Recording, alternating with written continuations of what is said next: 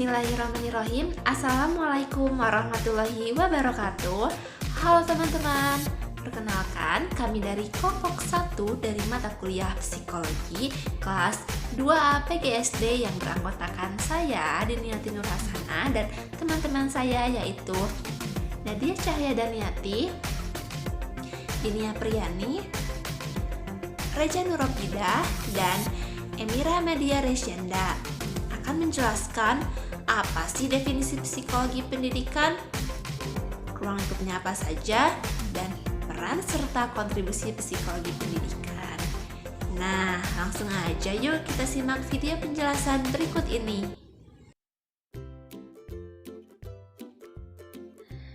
Nah, teman-teman, jadi psikologi pendidikan itu apa sih? Psikologi pendidikan itu memang merupakan salah satu cabang dari ilmu psikologi yang mempelajari tentang karakteristik individu dalam perkembangannya di bidang pendidikan. Baik, psikologi. Psikologi itu sebagaimana kita ketahui bahwa psikologi itu adalah ilmu yang mempelajari tentang proses mental dan perilaku. Nah, mungkin ada yang bertanya-tanya kan, lalu prosesnya seperti apa? Nah, proses mental itu berkaitan dengan apa yang ada dalam pikiran manusia, apa yang ada dalam jiwa manusia yang tidak terlihat. Nah, jadi saya gak bisa tahu nih kalau misalnya saya bertemu dengan teman-teman di kelas. Meskipun ada teman-teman yang senyum ke saya dengan sumringah, tapi secara mental teman-teman belum tentu dalam kondisi yang berbahagia kan? Nah, cara tersenyum, kemudian cara teman-teman menunjukkan kebahagiaan itu adalah perilaku. Oleh karena itu, psikologi mengetahui proses mental berdasarkan perilakunya. Kalau perilaku tentunya mampu terlihat kan ya? Nah, lalu psikologi pendidikan itu tentang apa sih? Jadi, psikologi pendidikan itu adalah cabang ilmunya. Di sana kita akan mempelajari proses mental, kita akan mempelajari perilaku manusia ketika manusia berada dalam konteks pendidikan. Apakah pendidikan itu terbatas sekolah? Tidak, karena pendidikan berlangsung kadang-kadang di luar sekolah, misalkan seperti di lembaga-lembaga kursus, atau mungkin di instansi-instansi lembaga formal dan informal. Nah, kira-kira begitu teman-teman.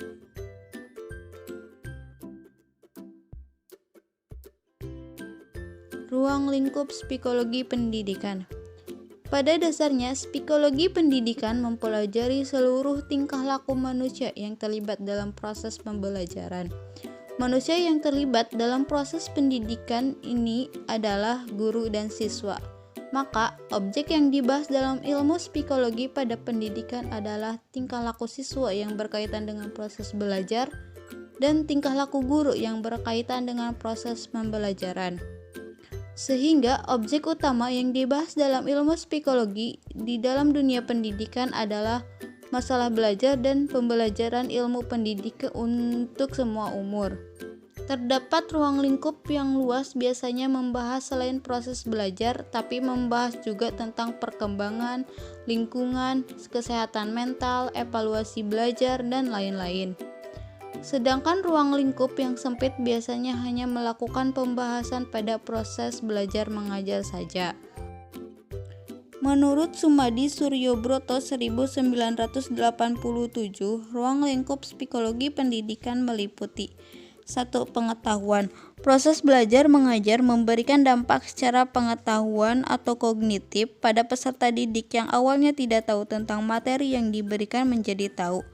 Guru atau pengajar perlu memiliki pengetahuan tentang metode pembelajaran dan pengetahuan lainnya tentang masalah yang mungkin ada pada peserta didik. Pengetahuan tentang aktivitas jiwa peserta didik, inteligensi, kepribadian, karakter individu, bakat peserta didik, tumbuh kembangnya, pembinaan disiplin dalam kelas, motivasi belajar, perilaku guru, strategi belajar mengajar, dan masalah-masalah khusus dalam pengajaran dan pendidikan. 2. Pembawaan proses pembelajaran. Pembawaan dimiliki seorang pengajar sebagai gaya penyampaian materi, konsep pengajaran selama berada di dalam kelas. Dan juga diperlukan untuk mengubah suasana yang Menstimulus siswa selalu aktif akan meningkatkan kualitas hasil pembelajaran. 3. Pendidikan karakter. Karakter psikologi dibentuk dari budaya yang diterapkan selama masa pembelajaran di bangku sekolah oleh pendidikan. Budaya berupa aturan-aturan kedisiplinan atau asas dari kebudayaan yang ada dalam suatu daerah. Yang keempat yaitu perkembangan siswa. Guru mempengaruhi perkembangan siswa dari tingkah laku yang ditunjukkan ketika di kelas, keterkaitan atau keaktifan saat mengikuti pelajaran, hasil yang didapatkan ketika tes, dan juga perkembangan siswa yang tampak dari sikap, cara berbicara, interaksi dengan guru dan temannya. Yang kelima yaitu pengukuran pendidikan. Pengukuran pendidikan merupakan evaluasi yang dilakukan terhadap peserta didik setelah mendapatkan proses pembelajaran dalam waktu tertentu untuk mengukur perkembangan pendidikan yang telah didapat. Yang keenam yaitu faktor yang mempengaruhi belajar. Sikap guru, semangat kelas, sikap keluarga, dan masyarakat juga merupakan faktor yang mempengaruhi situasi belajar dan pada akhirnya mempengaruhi kualitas proses dan hasil pembelajaran. Faktor lain yang mempengaruhi belajar berasal dari dalam atau diri siswa, yaitu motivasi, bakat, inteligensi, kemampuan diri menyesuaikan dengan lingkungan belajar. Yang ketujuh yaitu transfer belajar. Pembelajaran dengan sistem dan interaksi yang baik dan positif dengan komunikasi yang menyenangkan antara guru dan anak didik menyebabkan anak didik menerima ilmu yang diberikan dan menyukai gurunya. Namun, jika interaksi dan komunikasi guru pada siswa kurang baik, maka siswa akan menjadi tidak suka dan menunjukkan sikap yang negatif. Yang kedelapan yaitu proses-proses tingkah laku.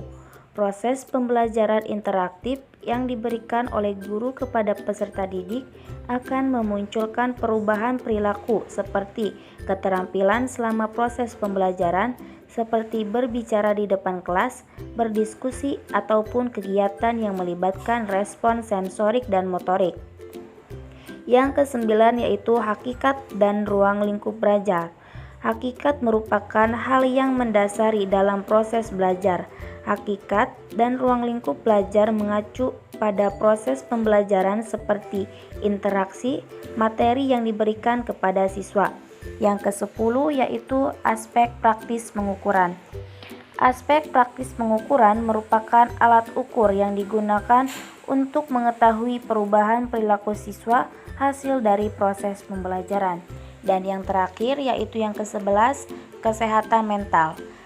Kesehatan mental anak didik ditandai dengan keikutsertaannya dan keaktifannya dalam mengikuti setiap kegiatan pembelajaran baik secara individu maupun berkelompok. Peran psikologi pendidikan.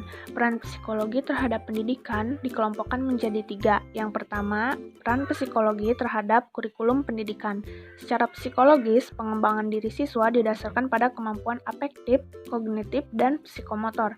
Kurikulum yang saat ini sedang dikembangkan adalah kurikulum berbasis kompetensi.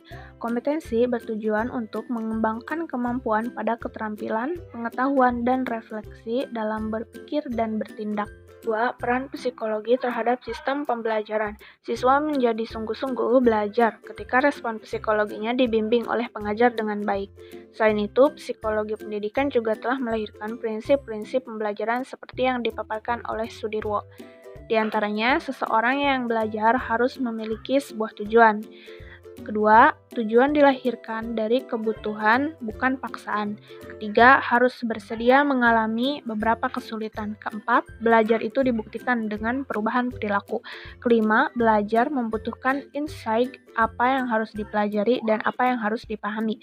Yang keenam, seseorang membutuhkan bimbingan. Ketujuh, ujian perlu dilakukan namun didahului dengan pemahaman.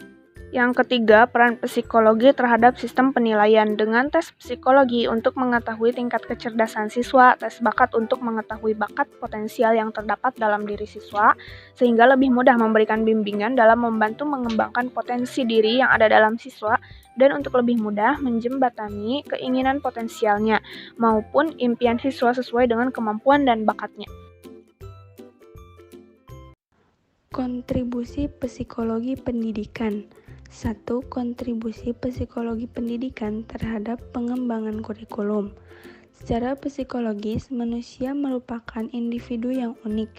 Dengan demikian, kajian psikologis dalam pengembangan kurikulum seyogianya memperhatikan keunikan yang dimiliki oleh setiap individu, baik ditinjau dari segi tingkat kecerdasan, kemampuan, sikap, motivasi, perasaan, serta karakteristik-karakteristik individu lainnya.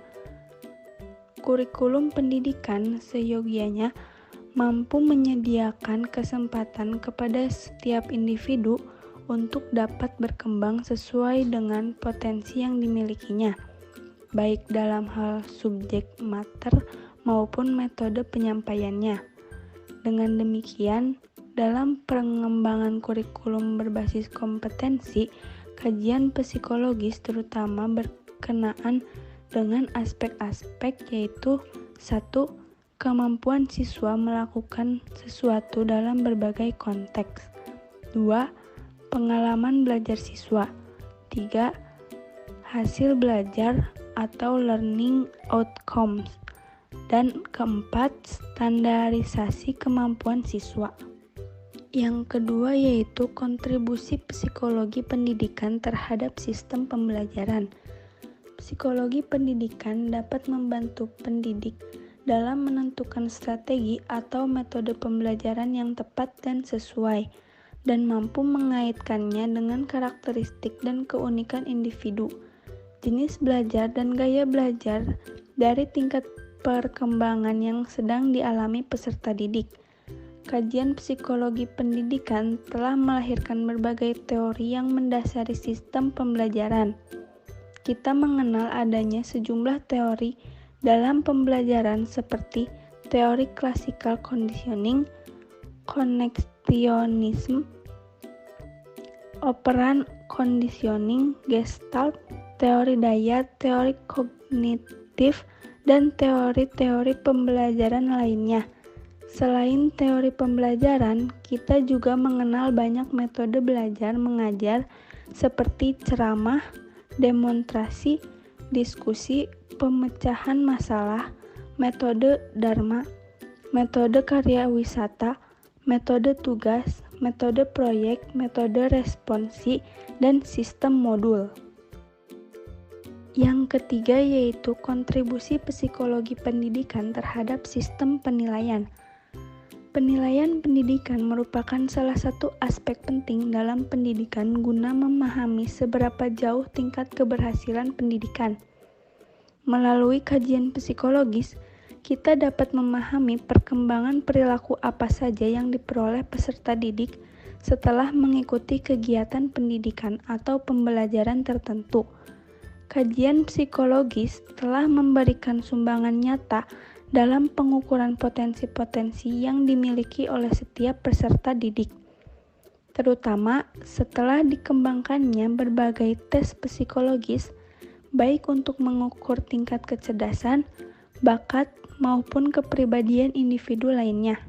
Kita mengenal sejumlah tes psikologis yang saat ini masih banyak digunakan untuk mengukur potensi seseorang individu, seperti multiple aptitude test atau MAT, differential aptitude test atau DAT, EPPS, dan alat ukur lainnya. Mungkin hanya sekian penjelasan materi dari kelompok kami. Mohon maaf apabila terdapat kesalahan. Wabillahi taufiq wal hidayah. Wassalamualaikum warahmatullahi wabarakatuh.